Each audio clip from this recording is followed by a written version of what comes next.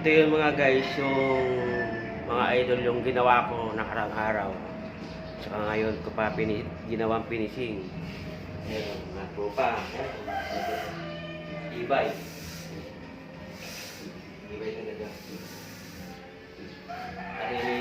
Sarili ko sariling gawa ko lang po yan dahil iwas ako sa gumagawa. Mahal kasi yung pagpagawa ng bahay, lalo na ganitong mga hagdan.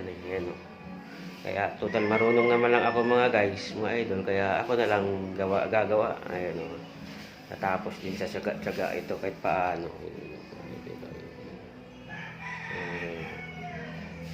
Ayan mga idol. Ayun. Mga guys.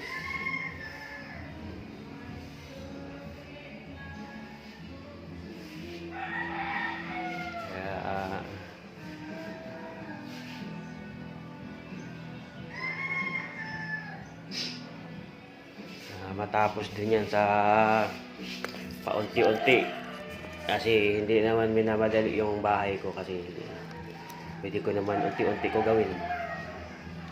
Kaya pag wala po akong tindang mga idol, mga guys, pag wala po akong tinda, yun po ang ginagawa ko. Nagagawa po talaga ako sa bahay. Minsan nagtatiles ako, minsan ito'y tinatiles ko sa labas. Ayan, o. Ayan, nagtatiles din ako sa labas. Tapos nagwi-welding ako. Ayun, ito po yung gawa ko. Pag wala pa akong tinda, mga idol, pag hindi ako nagtitinda, ayun po ginagawa ko. Gagawa talaga ako ng bahay. Kasi yung hindi nakakaalam, akala nila wala ng tinda tambay, pero nagagawa ako sa sarili kong bahay. Kita mo naman mga tropa o mga idol, mga guys, ang ganda ng gawa ko. Siyempre, pinupuri ko talaga gawa ko. Ganda talaga mga guys. Talaga antibay ng pagkagawa ko kasi bakal na bakal talaga mga guys, mga idol. Kaya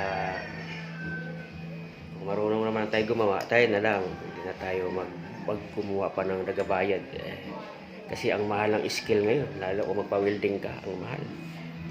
Ay hindi bali na lang tsaga-tsagaan ko na lang gawin, pero okay naman yung gawa ko ito mga guys, di ba? Diba?